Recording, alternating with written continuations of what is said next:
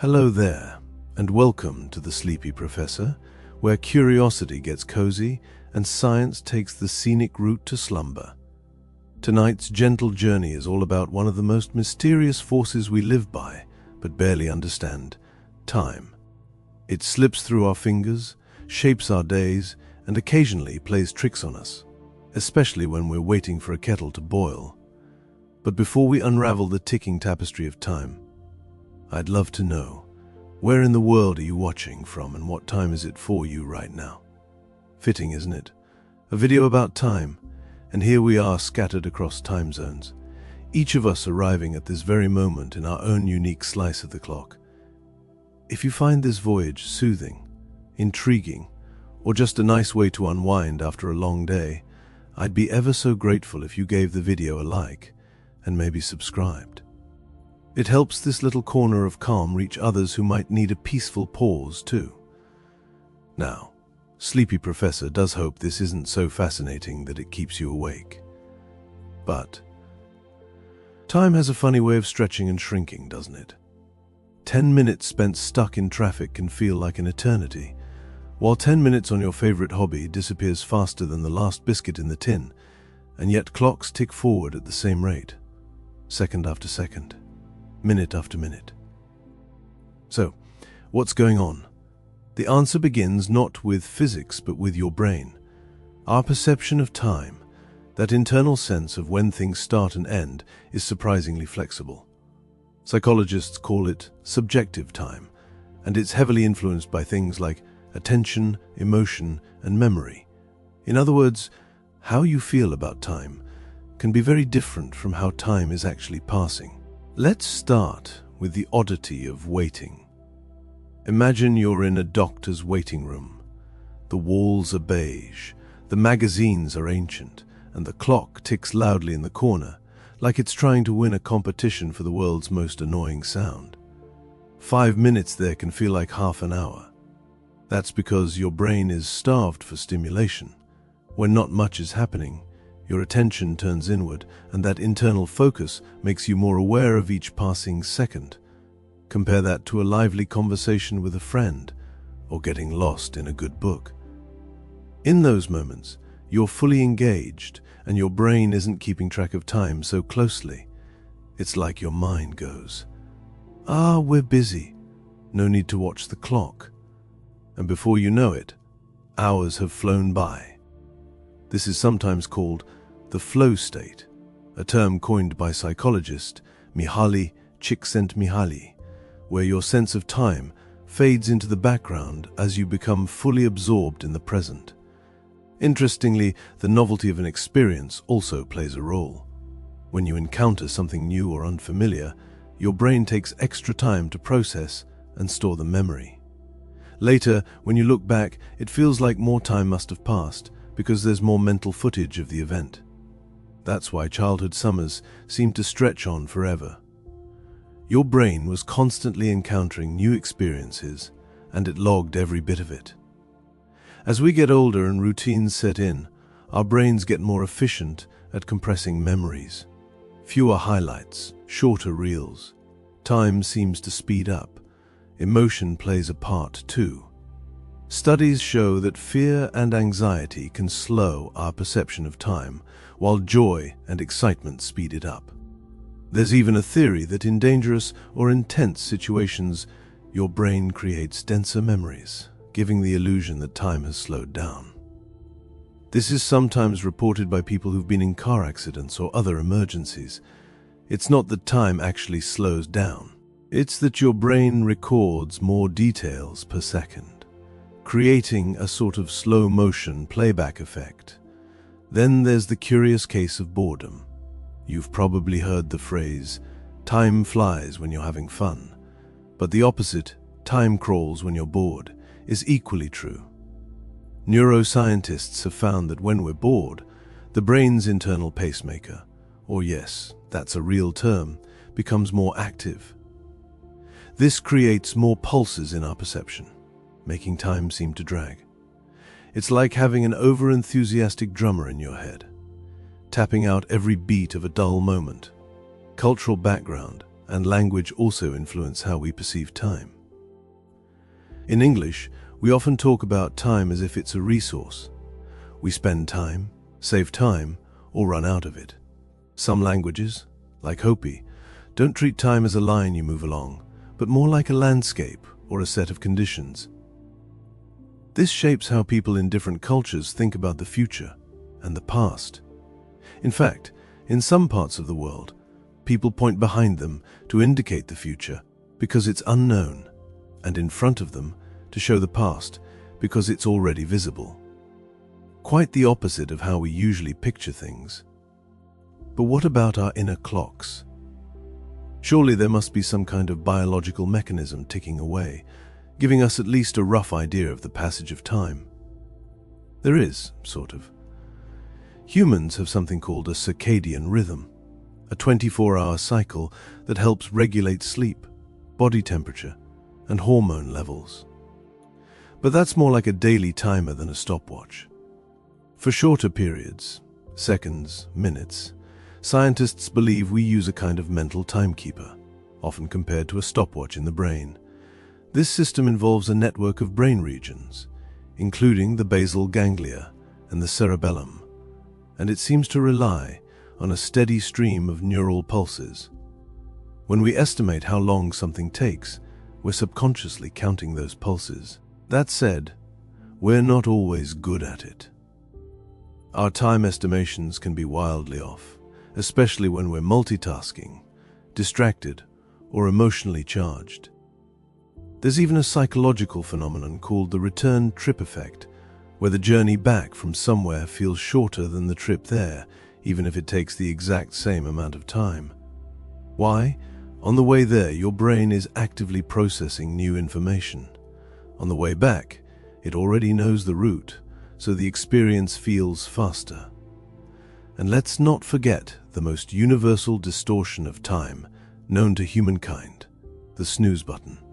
Somehow those 9 minutes between alarms feel shorter than any other 9 minutes in the universe.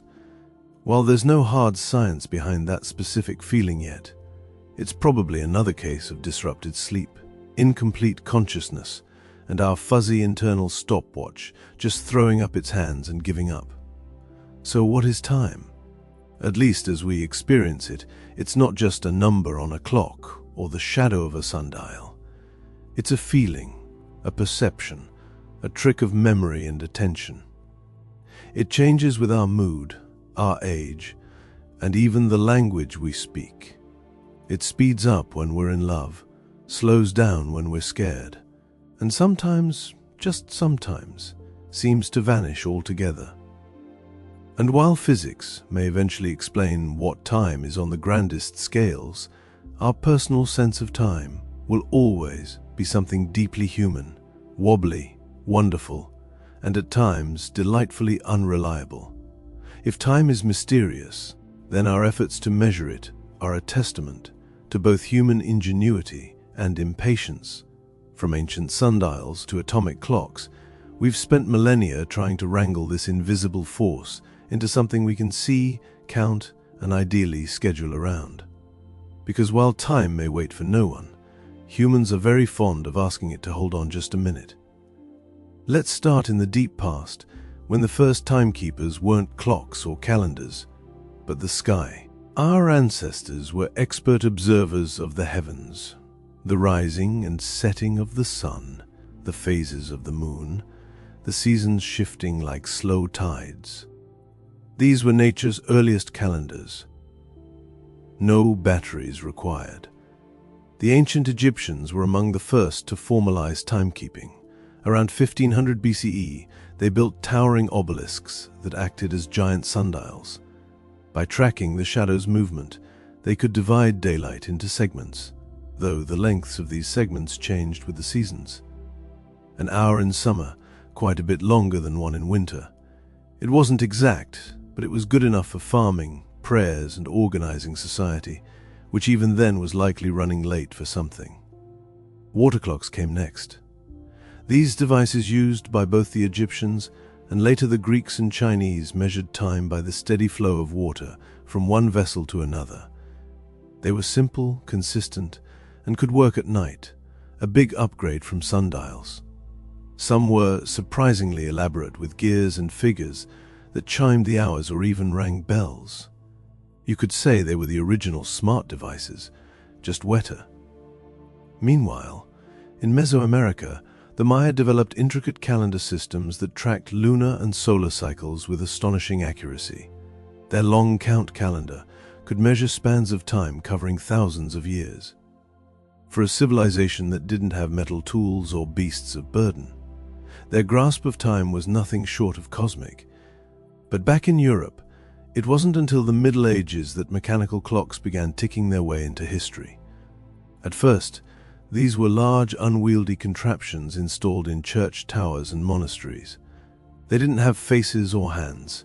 They just rang bells at regular intervals to mark the passing hours, mostly to remind monks when to pray.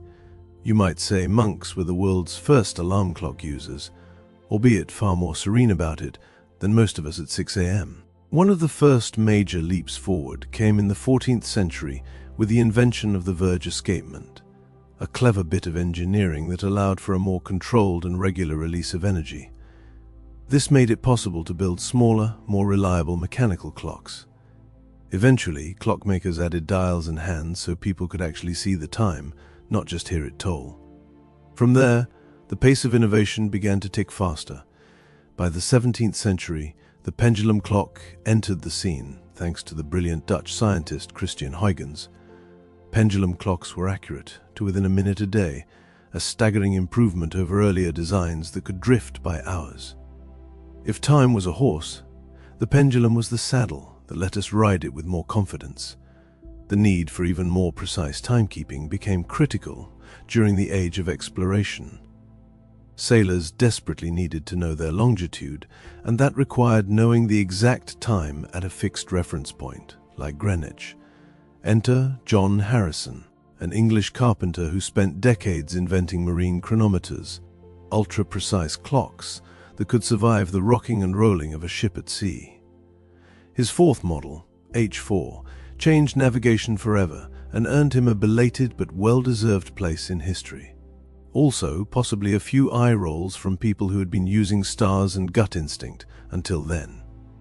By the 20th century, we entered the age of quartz. Quartz crystal oscillators, first developed in the 1920s, revolutionized timekeeping. When subjected to an electric current, quartz vibrates at an incredibly stable frequency. These vibrations were used to keep time with far greater precision than anything mechanical. Suddenly, clocks and watches could be cheap, portable, and accurate enough to keep the trains running on time, or at least give us no excuse when they didn't. But even quartz has its limits. If you want to know the most accurate time on Earth, you'll have to go atomic. Atomic clocks, first developed in the 1950s, measure time using the natural vibrations of atoms, usually cesium or rubidium.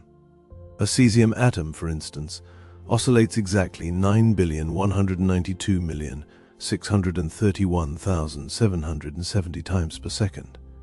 That number isn't just trivia.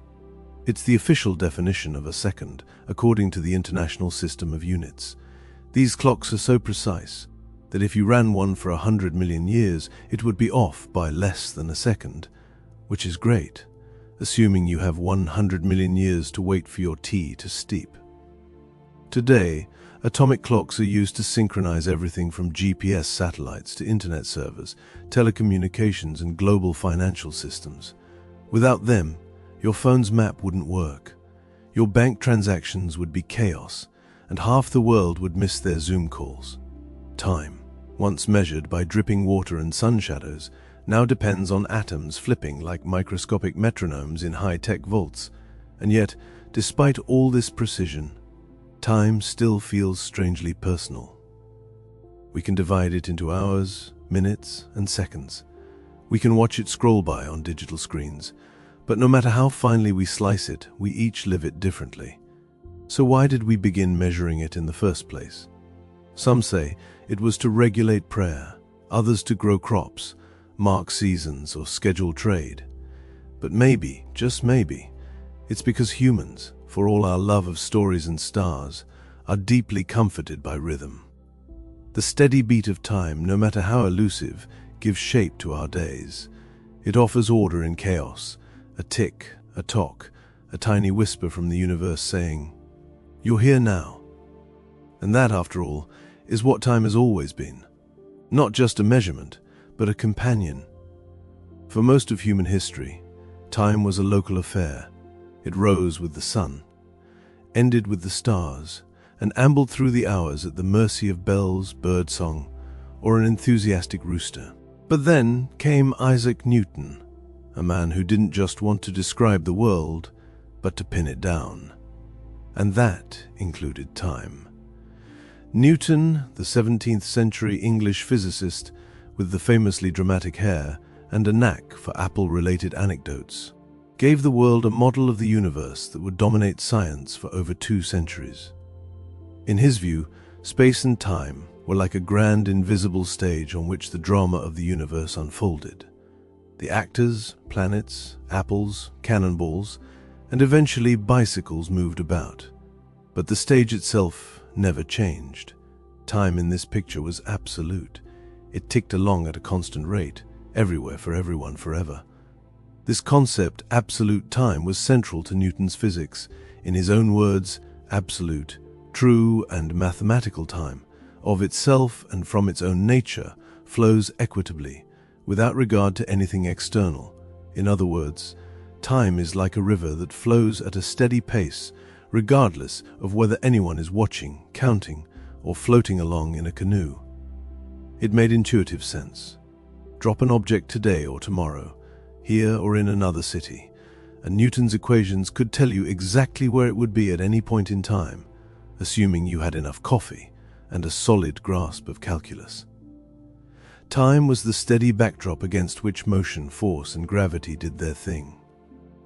Newton's absolute time gave scientists a powerful tool.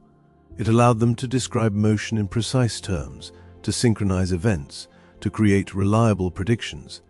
If you wanted to calculate the orbit of a planet, the swing of a pendulum, or the fall of a cannonball, you could now plug it all into one neat mathematical framework. Time in this model was universal, the same everywhere for everything, ticking along in perfect impartial harmony.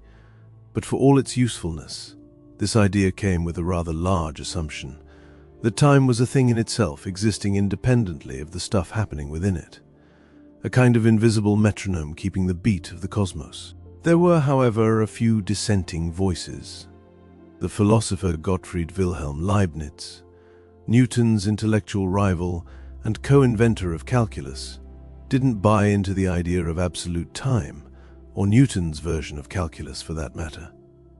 Leibniz argued that time was not some universal backdrop, but a measure of change, a way of describing the order of events.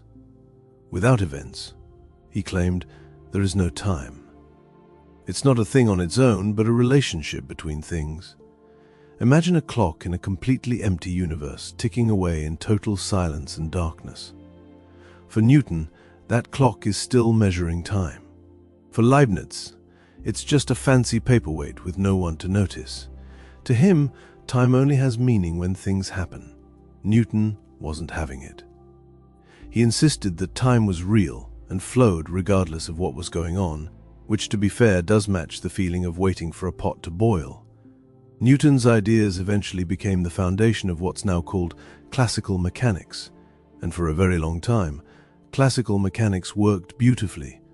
It could describe the motion of falling objects, swinging pendulums, the orbits of the moon and planets, and even with enough effort, the motion of a juggling unicyclist.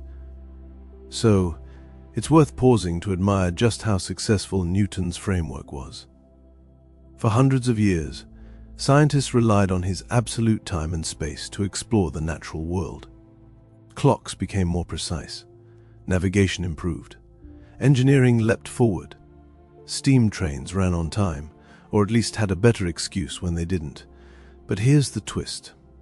As good as Newton's model was, it eventually started to crack under pressure. In the 19th century, scientists studying light and electromagnetism noticed strange things. Experiments suggested that the speed of light was always the same, no matter how fast you were moving. That didn't make sense in Newton's universe. If a car speeds up, it should catch up to light a little more quickly, right? But it didn't. The light always sped away at the same pace. This problem simmered for a while, until a young patent clerk named Albert Einstein.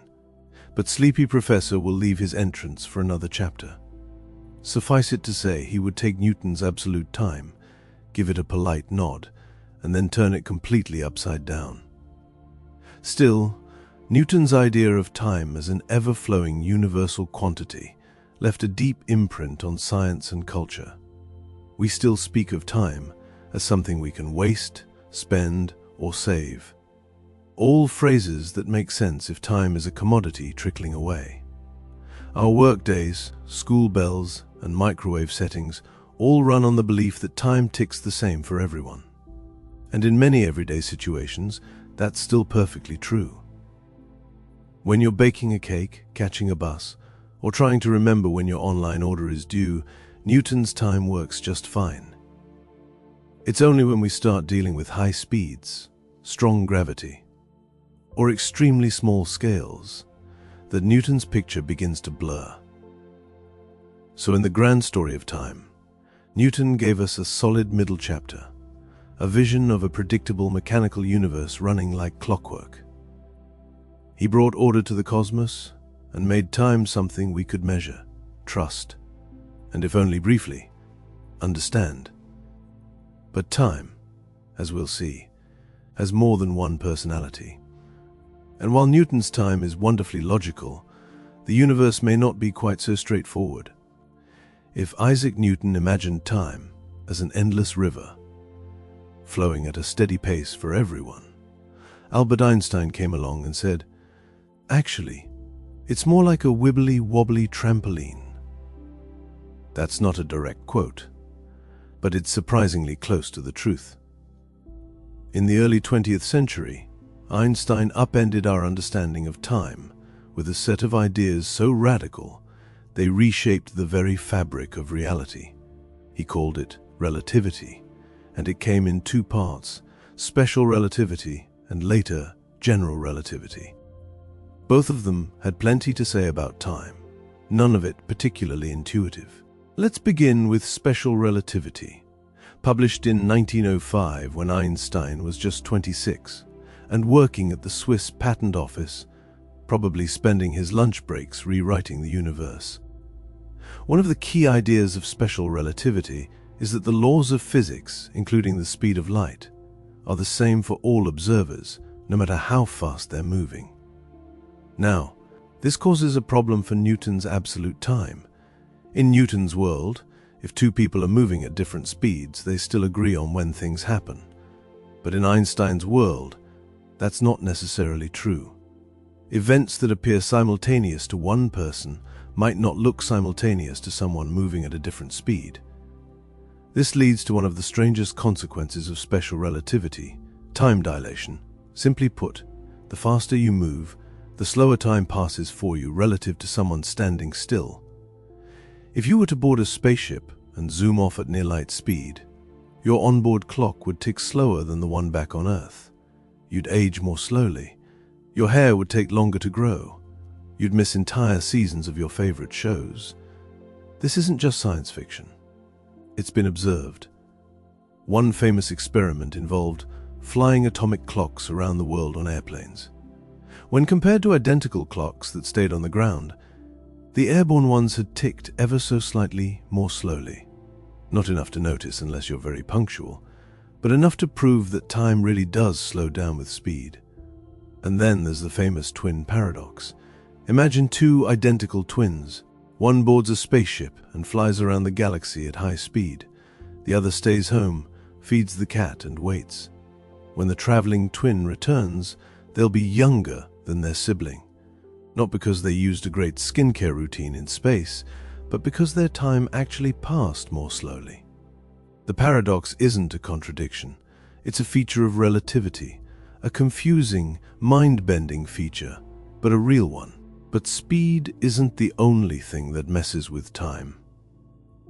In 1915, Einstein expanded his theory into something even bigger: general relativity. This theory dealt with gravity and revealed that gravity, too, can warp time. General relativity describes gravity not as a force, but as the curvature of space-time caused by mass. The more massive an object, the more it bends space-time around it, like placing a bowling ball on a soft mattress. If time were painted onto that mattress, it would stretch and warp along with the space. What this means is that time runs more slowly in stronger gravitational fields. If you stand next to something really massive, like a black hole or your friend's overpacked suitcase, time ticks more slowly for you than for someone farther away from the mass. Again, this isn't just theory. It's been measured on Earth. In one experiment, 2 super-precise atomic clocks were placed at different altitudes, one at the base of a mountain and one at the top. The clock, lower down, closer to Earth's center of gravity, ticked a tiny bit more slowly. Even a height difference of just a few centimeters can cause a measurable change in time. So yes, technically your head is aging faster than your feet. This phenomenon, called gravitational time dilation, has real-world consequences. GPS satellites orbiting Earth experience both types of time warping. They are moving fast, which slows their time, but they're also farther from Earth's gravity, which speeds their time up. To keep your phone's map accurate, their onboard clocks are constantly adjusted to account for these distortions. Without those corrections, your location would be off by several kilometers within minutes. Time doesn't just pass, it wobbles, and technology has to wobble with it. So what does all this mean for our understanding of time? Einstein showed us that time isn't an absolute universal river. It's more like a stretchy fabric woven together with space itself. It can expand, contract, bend and twist depending on speed and gravity. And that means your time, the pace at which you experience the universe, depends on where you are and how you move. It's a deeply strange idea, but also kind of beautiful. Time is no longer the same for everyone, everywhere. It's personal, relational, a bit like your taste in tea. Einstein's work didn't just rewrite physics textbooks, it changed how we see reality itself. Time is not a fixed background. It's part of the dance shifting with the rhythm of matter and motion. And even though most of us don't feel time stretching or shrinking in our daily lives, every second we live is shaped by these subtle distortions.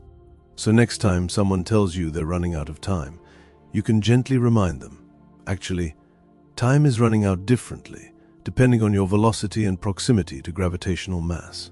Then pause, smile, and maybe duck. Let's imagine just for a moment that you wake up one morning and find everything running backwards.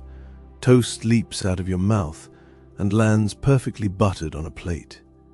Your tea grows hotter as you drink it. Raindrops fly upward into the sky. Strange? Certainly. Impossible? According to the laws of physics, not exactly. This odd little thought experiment leads us to one of the most intriguing questions in science. Why does time seem to have a direction? In most of the fundamental laws of physics, from Newton's laws of motion to the equations of quantum mechanics, time doesn't really have a preferred direction. They work just as well backwards as they do forwards. If you were to film 2 particles colliding and play it in reverse, the physics would still check out. No alarms would go off in the equations. And yet, in everyday life, time feels like a one-way street. Eggs break, but don't unbreak. Paper burns, but ashes don't reassemble into books. We remember the past, but not the future. So why this disconnect? Why does time at our human scale march relentlessly from yesterday to tomorrow? Enter the concept of the arrow of time. The arrow of time is a metaphor used to describe the one-way direction in which time appears to flow from the past to the future. And the key to understanding this arrow lies in one of the most important and occasionally untidy laws of physics, the second law of thermodynamics. This law tells us that in a closed system, like the universe, entropy always increases over time. Entropy is a measure of disorder or randomness. In other words, things tend to go from tidy to messy. You can scramble an egg, but you can't unscramble it. Your desk will naturally become cluttered unless you actively organize it. Socks will always disappear mysteriously, but never reappear in pairs. This tendency toward increasing entropy gives time its arrow. It's why we experience events in a particular sequence. The low entropy past becomes the high entropy future, and there's no reversing the flow, unless you're a time traveler or a fictional wizard with a very specific spell. Think of it this way. Imagine a glass shattering on the floor. That's a high entropy state. The shards are spread out, and energy has been lost in the chaos. It's extremely unlikely that all those fragments will spontaneously leap back together into a perfect glass. Not impossible, just astronomically improbable. And that's the key. The laws of physics allow for time reversal in theory, but probability stands firmly in the way. This leads to one of the most intriguing and slightly unsettling questions in cosmology. Why was the universe in such a low entropy state to begin with? After all, if entropy must increase, there had to be a starting point, a kind of cosmic neat and tidy drawer from which all this disorder could unfold. The leading theory is that the early universe, just after the Big Bang, was incredibly uniform, smooth, ordered, low entropy. Over billions of years, gravity and expansion did their thing, and the universe got clumpier and more chaotic. Galaxies formed, stars exploded, and socks disappeared at an accelerating rate. But why it started that way is still one of physics' biggest open mysteries. Some scientists suspect the answer lies in the deep relationship between entropy, time, and the geometry of space itself. Others wonder if the question is even meaningful, or if we're just asking it from the wrong angle, like a goldfish trying to understand water. There are other arrows of time too, each pointing the same way. There's the psychological arrow. We remember the past, not the future. That's because memories require physical processes in the brain that leave behind traces. And those traces are part of entropy increasing. You can't remember the future because it hasn't happened yet and no traces have been laid down. There's the causal arrow. Causes precede effects. You flip a switch and the light comes on. You don't turn on a light and then decide to flip the switch. Again, this follows entropy. Flipping the switch adds energy. Light spreads out, and the universe becomes a slightly messier place. And finally, there's the cosmological arrow. The expansion of the universe itself. The fact that galaxies are moving away from each other. Space is stretching, and everything is cooling down over time, gives a sense of direction to the cosmos. If the universe were contracting, would time feel like it were running backward? That's a theoretical playground scientists still enjoy exploring. It's worth noting, though, that these arrows, entropy, memory, causality, and cosmic expansion, all line up. They all point in the same direction, which is comforting in a way. It suggests that time isn't just a random illusion, but something deeply woven into the structure of reality. A direction carved by the flow of energy, the march of disorder, and the gentle spreading out of everything from a once very tidy beginning. But not everyone is convinced that time as we experience it is fundamental. Some physicists argue that the arrow of time is an emergent phenomenon, something that arises only when complex systems like us observe simpler ones like tea cooling or eggs scrambling. In some interpretations of quantum mechanics, time is just another parameter, not a force, not a flow, just a label for different states. The universe doesn't feel time. We do. And that's the curious thing. No matter how deeply we dig into entropy, probability, or equations, time continues to be both incredibly real and maddeningly elusive. It's something we ride like a current, but we can never quite step outside of it. We don't know what's ahead. We can't go back. And yet, we live our lives by its rhythm, comforted by the fact that the future, however uncertain, is always on its way. So the next time you feel like time is slipping away, remember it's not lost.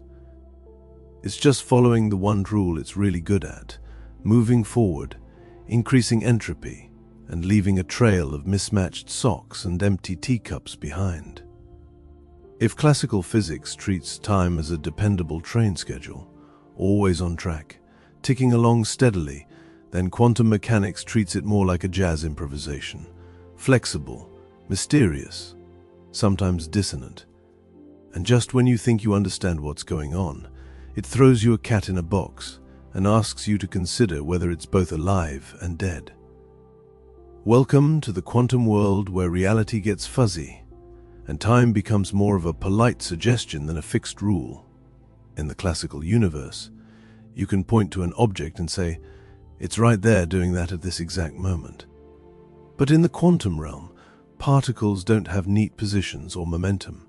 Instead, they exist as probability waves, mathematical clouds of where they might be and what they might be doing. So, where does time fit into all this? Surprisingly, time doesn't play the starring role in quantum mechanics that it does in classical physics or general relativity. In fact, it mostly shows up as a background parameter, something we plug into the equations to keep things moving, like pressing play on a simulation. Take the Schrödinger equation, the foundation of non-relativistic quantum mechanics. It describes how a quantum system's wave function, that weird cloud of probabilities, evolves over time. But unlike in relativity, time in this equation isn't something that bends or stretches. It's just there, a silent spectator, an external stopwatch that never changes, never warps, and certainly doesn't ask for attention. This creates a curious split. On one hand, quantum mechanics describes the evolution of states over time, but it doesn't explain what time is. It treats time as a fixed, absolute backdrop, much like Newton did, while space and matter are all jiggling unpredictably in front of it. But things get even stranger when you introduce quantum gravity, the theoretical attempt to merge quantum mechanics with general relativity. These two theories are the twin titans of modern physics, but they don't get along well at parties. In general relativity, spacetime is dynamic. It can stretch, curve, and evolve depending on the matter and energy within it. Time is not absolute. It's part of the fabric of the universe. But in quantum mechanics, time is fixed and unbending, a kind of cosmic metronome in the background. Trying to unify these two views is like trying to choreograph a ballet using instructions from a heavy metal concert. This leads us to what physicists call the problem of time in quantum gravity. When you try to describe the whole universe quantum mechanically, space, matter, everything, you find something odd. Time disappears. One of the equations that pops up in quantum gravity is the Wheeler-DeWitt equation, which attempts to describe the quantum state of the entire universe. It looks a lot like the Schrödinger equation, but without any time variable. It's timeless. There's no past, no future, just an eternal present, a giant now. Oh, what's going on? Is time real? Or is it just an illusion created by the way we experience change? Some physicists believe that time is emergent, not a fundamental part of reality, but something that appears when you zoom out far enough, like temperature. An individual molecule doesn't have a temperature, but when you group trillions together, temperature emerges as a useful description. In the same way, time might emerge from the complex interactions of many quantum systems. Thurs look to entanglement, the bizarre quantum phenomenon where two particles become linked and can influence each other instantly, even across vast distances. Some theories suggest that the arrow of time, and maybe even time itself, could arise from the growth of quantum entanglement. The more tangled the universe becomes, the more time seems to flow. ND, then there's the many worlds interpretation. In this view, every quantum event and every coin flip, every measurement causes the universe to branch into multiple parallel realities. There's no randomness, just an infinite splitting of timelines. Time in this view isn't a river. It's a vast, ever-branching tree. Every decision you make creates a new twig. Somewhere out there's a version of you who didn't forget their umbrella this morning. Or if time is such a shaky concept at the quantum level, why does it feel so solid to us? Well, we live in a world where countless quantum interactions average out into a smooth, reliable reality. Our brains, made of trillions of particles and neural circuits, are hardwired to perceive cause and effect. We wake up, brush our teeth, eat breakfast, and head to work, hopefully in that order. Time for us is a story, a sequence of events that gives meaning to change. And storytelling, as it turns out, is something humans are exceptionally good at. We string events together into memories. We imagine futures. We define identities through time, past, present, and hopes for what's next. Whether or not time is fundamental, we certainly treat it as real. Still, quantum mechanics reminds us that underneath that comforting narrative lies something far more elusive. Time may not be the ticking of a clock or the turning of a page, but the unfolding of possibilities, the evolution of probability, the hum of reality, tuning itself ever so slightly with every passing moment. So, while your wristwatch says it's 10 minutes to midnight, quantum physics whispers, well, yes, from a certain point of view, time isn't just something tracked by ticking clocks or orbiting planets. It's also humming quietly inside you in your cells, your sleep, your appetite, and even your mood. Whether you're a night owl, an early bird, or a perpetually groggy pigeon, your body is running on its own internal clock, and it's a very old one. This internal clock, or more precisely, a network of them, is what scientists call the circadian rhythm, from the Latin circa diem, meaning about a day. Circadian rhythms are the biological processes that follow a roughly 24-hour cycle. They regulate everything from when you feel sleepy to how your body processes food. And they're found in nearly all living things: humans, plants, animals, fungi, even some bacteria. If it's alive and vaguely organized, it probably tells time. The master conductor of your circadian orchestra is a tiny region in your brain called the suprachiasmatic nucleus, or SCN for short. It's located in the hypothalamus just above the point where the optic nerves cross. A very strategic position because it allows your body clock to sync up with light. When your eyes detect sunlight in the morning, the SCN gets the memo and sends out signals to adjust everything from hormone levels to body temperature.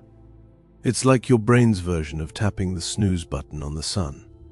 One of the SCN's most important jobs is controlling the release of melatonin, often called the sleep hormone. Melatonin levels rise in the evening, helping you feel drowsy, and fall in the morning to help you wake up.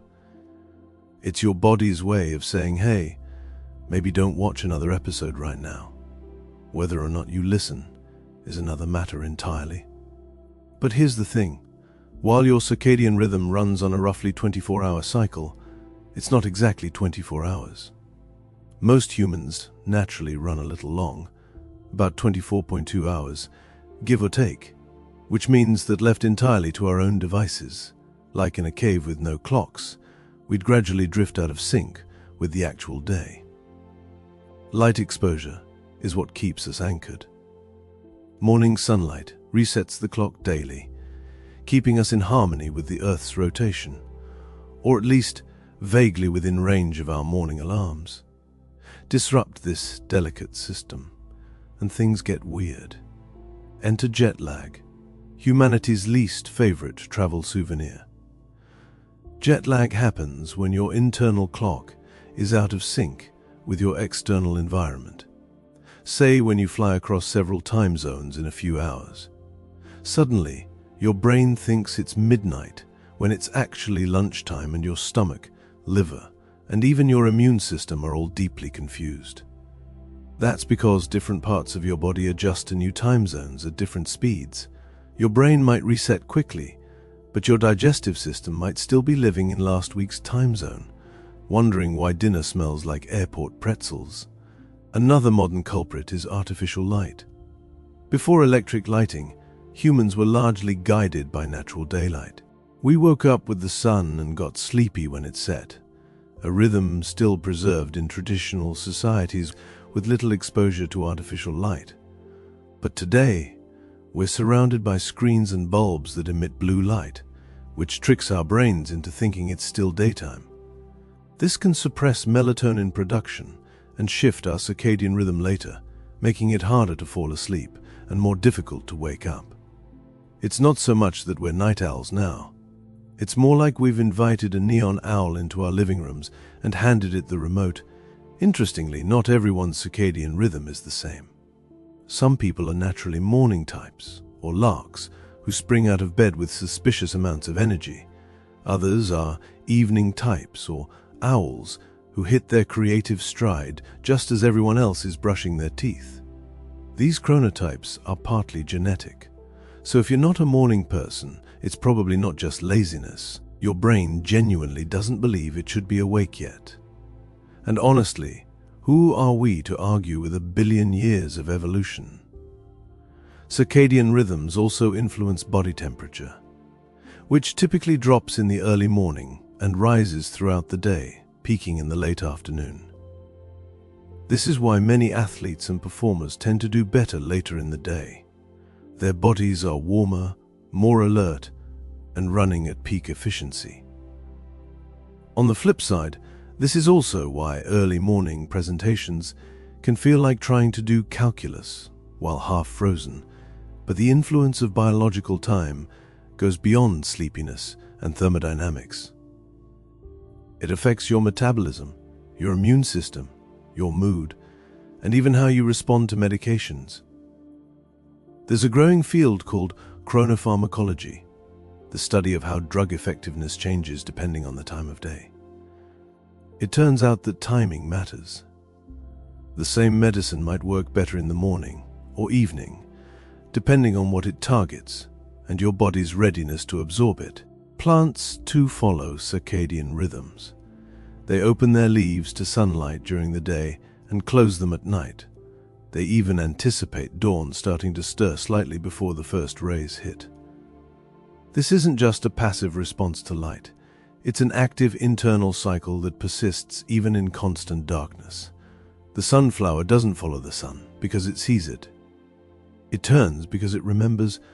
And in animals, from birds to bees to rodents, circadian rhythms help regulate everything from migration to foraging to hibernation. Even fungi, those mysterious forest floor dwellers, have internal clocks that govern spore release and growth cycles.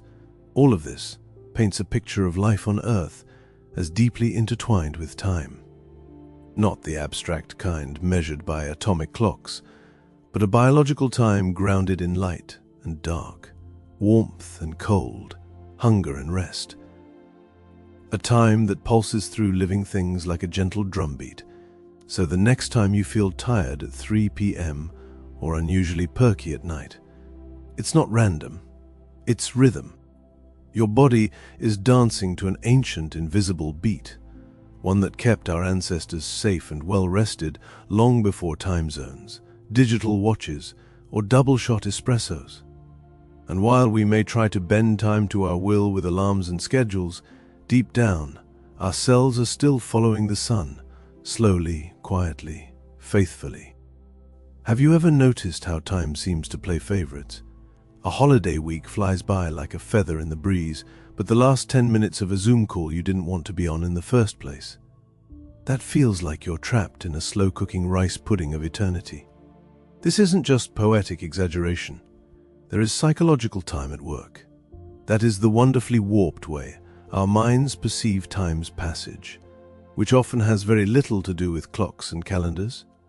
If physics tries to describe time as it is, psychology tries to explain how it feels, and those two can be wildly different things. Let's start with perhaps the most basic distortion. Time flies when you're having fun. This cliché actually holds up to scientific scrutiny. When we're deeply engaged, laughing with friends, immersed in a hobby, or watching something genuinely riveting, perhaps even The Sleepy Scientist, we're not paying close attention to time itself. Our focus is absorbed in the moment, and our brain effectively stops counting the seconds. The result, time appears to vanish. On the flip side, boredom stretches time like taffy when nothing is engaging us. Say you're waiting at the DMV, watching paint dry, or listening to someone explain crypto for the 15th time. Your brain starts clock-watching, and time like a watched pot refuses to boil. You become hyper-aware of each passing second, and every moment feels longer than it actually is. There's also the peculiar phenomenon of retrospective versus prospective time. When you're in the moment, time might feel fast or slow depending on your engagement level. But when you look back on it, the effect can reverse. Let's say you spent a week hiking through unfamiliar terrain.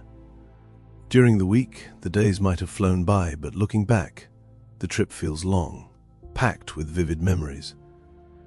That's because novel experiences create more mental bookmarks. Your brain stores more detail, and that gives the impression that more time has passed. Contrast that with a week where you did the same routine every day. Wake, work, Netflix, sleep. It might have felt slow while you lived it, but in hindsight, it blurs together. Fewer bookmarks, fewer memorable moments, less perceived time. This is part of why time seems to speed up as we get older. When you're young, everything is new. Your brain is constantly learning, recording, and marking the moments. Your first bike ride, first heartbreak, first awkward haircut, all logged in crisp detail. As we age, we settle into routines. Fewer surprises, fewer memory markers. Days blend into each other, and suddenly decades seem to have passed in a blink. It's not that time is going faster, it's that our brains are logging it less actively. We're building mental highways instead of wandering new trails. There's also the curious effect of emotional intensity on time. When we're scared or anxious, time often feels like it slows down. This isn't just dramatic storytelling, it's been tested in labs. People who experience sudden shocks like bungee jumps or simulated free falls report a feeling of stretched out moments. One theory is that the brain under stress goes into overdrive, capturing more detail. Later, when we recall it, the dense memory gives the illusion of slow motion. But interestingly, time doesn't actually slow down in the moment. In experiments, people don't perform better during the event itself. They just remember it as longer afterwards. So, while your memory says, "That was the longest roller coaster drop of my life," your stopwatch says, "Actually, it was 3.2 seconds. Still impressive, just not Matrix level." Then there's attention, perhaps the most potent shaper of psychological time. When we pay close attention to time, like waiting for cookies to bake, we experience every tick of the clock. But when our attention is elsewhere, absorbed in music, reading, or conversation, time recedes into the background. This ties closely to mindfulness and meditation practices, which deliberately shift attention away from time. When we focus on the present moment, a breath, a sound, a sensation, time seems to dissolve. It's not that we enter a trance or lose touch with reality. It's that we stop measuring time and simply exist within it. For many, this feels profoundly freeing. You're no longer chasing the next hour. You're living fully in this one. On the more complex end of the spectrum, there are altered states of consciousness. States brought on by deep meditation, intense emotion, or certain substances, where people report time slowing, speeding up, looping, or disappearing entirely. Some even describe timelessness, not a distortion of time, but the absence of it, as if for a brief moment they stepped outside the river and looked at it from the bank. Neurologically, these experiences may involve changes in activity in the default mode network of the brain, a set of interconnected regions involved in self-referential thought, memory, and time processing. When this network quiets down, our normal sense of identity and time can dissolve, which might explain why your most timeless moments, awe, flow, stillness, often feel the most meaningful. Children, too, have their own unique relationship with time. For very young kids, time is fluid, imprecise, and mostly irrelevant.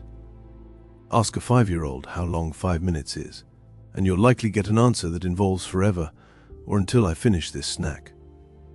Only as they grow and are introduced to clocks, schedules, and the dreaded phrase, just a few more minutes, do they begin to align with adult time. Some might argue that's the true loss of innocence. And finally, there's anticipation, our brain's built-in time machine. Looking forward to something makes time slow down. Is it Friday yet? While dreading something can do the same. We imagine future events in detail, rehearse conversations, worry over outcomes. All using the same neural machinery we use to recall the past. Time in this sense becomes elastic, stretched by hope and fear alike. So, is psychological time reliable? Not really. Is it logical?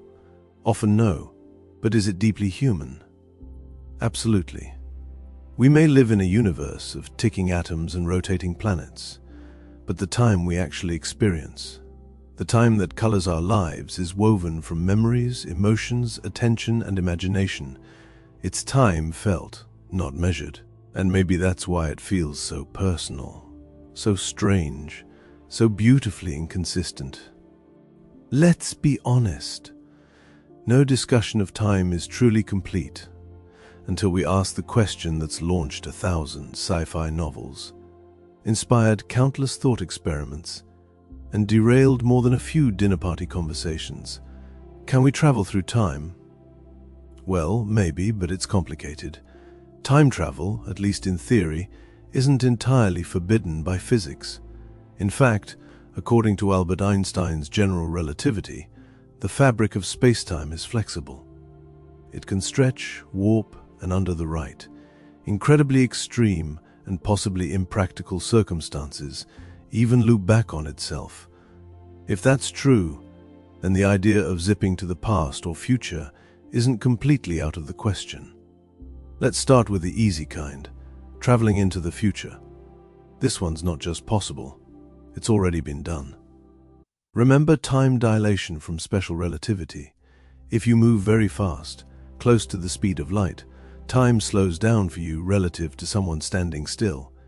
If you zoomed around the galaxy in a spaceship at near light speed and returned to Earth, decades could have passed here while you'd only aged a few years. Congratulations, you've time traveled into the future. No flux capacitor required. This phenomenon has even been tested. Astronauts who spend months aboard the International Space Station experience a tiny bit of time dilation. They age ever so slightly less than their Earthbound counterparts. Not enough to notice without atomic clocks, but enough to prove the principle. They return to Earth microseconds in the future. Technically still on time for lunch, though. So, future time travel, check, done, easy. But what about the real mind-bender, traveling into the past? Here, things get trickier. General relativity does allow for certain solutions to its equations that could, in theory, permit backward time travel. These include phenomena like closed time-like curves, loops in space-time, where an object could return to an earlier point in its own history. Think of it like walking a lap around the universe and ending up back at yesterday. One proposal involves something called a wormhole, a hypothetical tunnel connecting two distant points in spacetime. If one end of the wormhole were accelerated to near-light speed and then returned to its original location, time at that end would lag behind. Step through the wormhole and boom, you've arrived in the past, at least in theory. The practical problems with wormholes are, well, monumental. First, we're not even sure they exist. Second, if they do, they may collapse instantly. And third, keeping one open would require negative energy, something exotic and not currently available in your average home improvement store. So, while wormholes are fascinating on paper, building one might be slightly beyond our current engineering abilities, give or take a few centuries. But even if we could travel back in time, we'd immediately run into some rather sticky paradoxes. The most famous is the grandfather paradox. You go back in time, accidentally or perhaps carelessly prevent your grandfather from meeting your grandmother, and thus prevent your own birth. But if you were never born, how did you go back in time to begin with? It's a loop that logic can't quite untangle. A cosmic contradiction. There are a few ways scientists and philosophers have tried to make sense of this. One idea is the block universe model, where all moments in time, past, present, and future, exist simultaneously, like frames in a film reel. In this view, the timeline is fixed and unchangeable. If you go back in time, everything you do was always part of the past. So, you can't change anything. You're just playing your role in an already written scene. Another possibility is the many worlds interpretation borrowed from quantum mechanics. In this scenario, if you go back in time and change something, you don't alter your original timeline. You create a new branching universe where events unfold differently. You can stop your grandfather from meeting your grandmother, but it only affects that branch of reality. Your original self is still safely anchored in their own universe, free from paradoxes and awkward family dinners. There's also the cheeky and very scientific-sounding Novikov self-consistency principle, which essentially says you can't create a paradox no matter how hard you try. If you go back in time, the universe will somehow prevent you from doing anything that would change the future. Try to assassinate your grandfather, and your gun will jam, or you'll trip, or he'll unexpectedly join a monastery. It's like the cosmos has a built-in insurance policy against timeline tampering. Still, all of this remains theoretical and highly speculative. No one has ever built a time machine. No one has ever documented a time traveler, not for lack of trying. And the internet is full of interviews with suspiciously modern-looking figures in old photographs, and physicists still debate whether the math permits or prohibits time loops. One interesting point: if backward time travel were possible, and if someone in the future eventually invents it, where are all the time tourists? Shouldn't we be knee-deep in visitors from the year 4000, taking selfies with dinosaurs or trying to blend in at medieval banquets? Some suggest time travel might be limited to the point of its invention. You can't go back to before the first time machine was created. Others think travelers might be incredibly discreet. Or perhaps more realistically, time travel into the past is simply impossible, despite what the equations tease us with. And maybe that's for the best. As much as we fantasize about revisiting the past and fixing mistakes, reliving moments, buying absurd amounts of Bitcoin, perhaps time's one-way nature is part of what makes it meaningful. We can't edit our lives like a video. We move forward moment by moment with all the richness, imperfection, and unpredictability that comes with it. Still, it's fun to dream. And who knows? Maybe someone from the future is reading this right now, nodding quietly and thinking, "Ah, yes, the primitive beginnings of temporal theory." If so, welcome. And please don't spoil how this chapter ends. After traveling through the physics of clocks and the psychology of minutes, after bending time near black holes and wondering about wormholes, we arrive at perhaps the strangest question of all: does time actually exist? Now, that might sound like a philosopher's trick, the kind of thing you'd hear at 2 a.m. in a dorm room filled with empty tea mugs and earnest eyebrows. But it's a question that physicists, too, take seriously. Because when you peel back the layers of how we experience time and how we describe it mathematically, something strange starts to happen. It starts to disappear. Let's begin with a reminder of how we usually think of time. For most of us, it feels like a river flowing smoothly, carrying us from past to present to future. We're all floating downstream, unable to paddle backwards, only forward, sometimes gently, sometimes in a rush, but always forward. This is called presentism, the philosophical idea that only the present moment is real. The past is gone, the future doesn't exist yet, and now is all there ever truly is. It aligns with how we live our lives, moment by moment, breath by breath, ticking along with our clocks and calendars. But there's another idea, one that Einstein's theories of relativity helped make famous. It's called eternalism. And in this view, time doesn't flow at all. All moments in time, past, present, and future, already exist. The universe is like a four-dimensional block, sometimes called the block universe. Time isn't something we move through. It's a dimension we're part of, just like space. In this view, your childhood, your future retirement, and everything in between are all laid out like pages in a book. You don't become older. You already are older on some page, younger on another.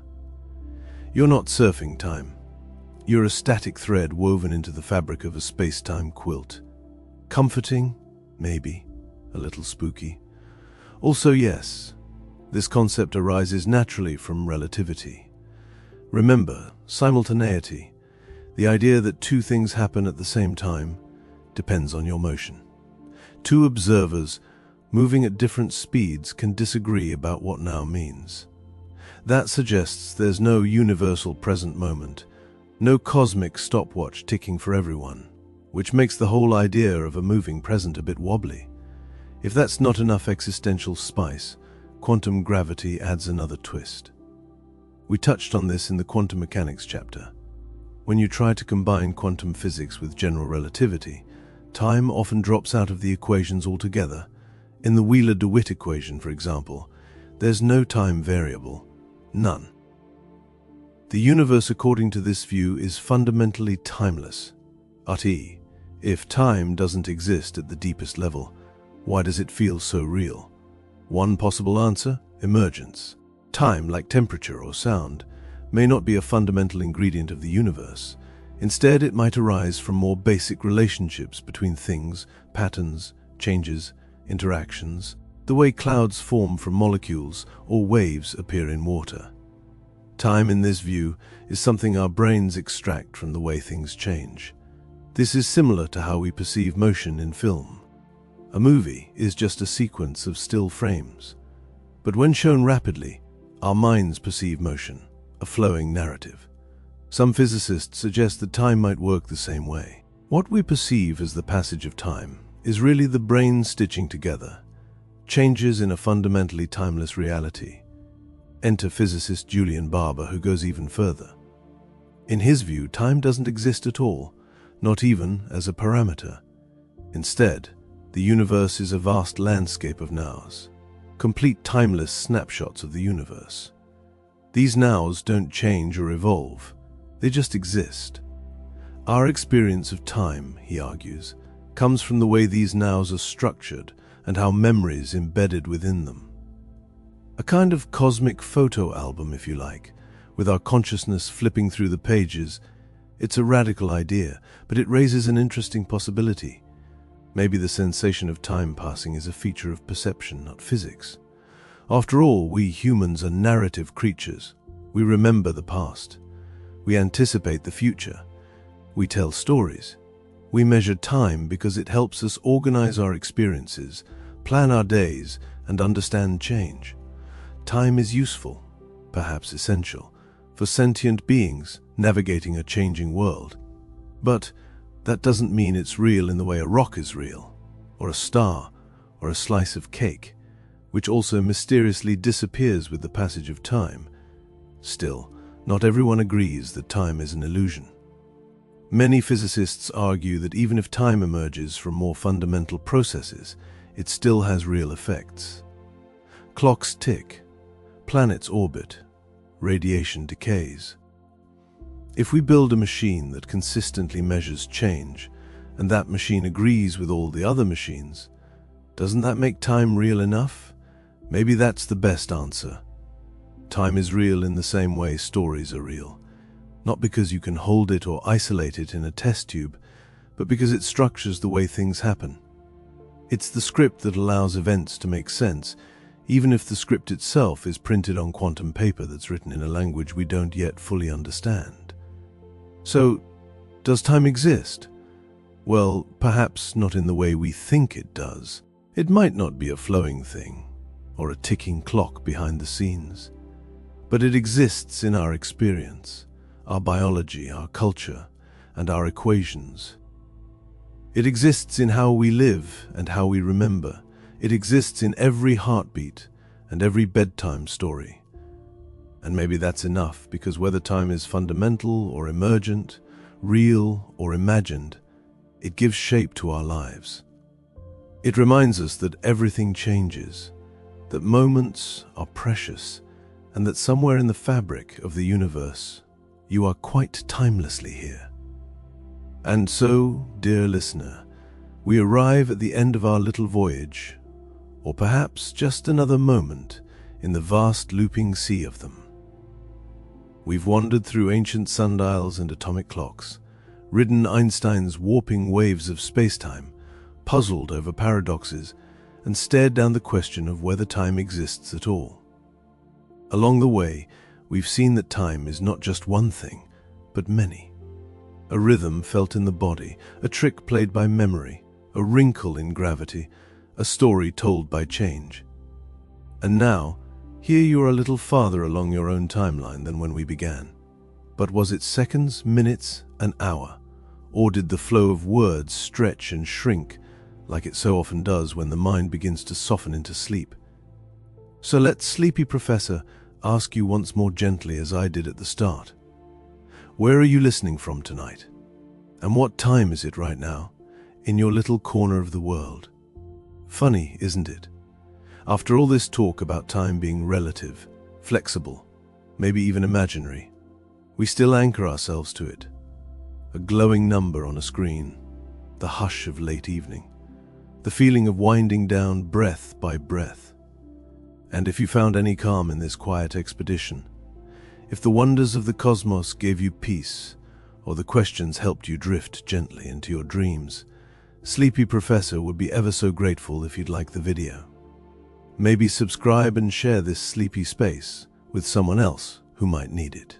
Time may be slippery, strange, and possibly a complete illusion.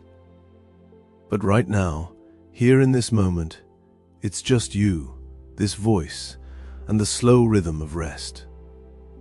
Sleep well, fellow traveler, wherever and whenever you are.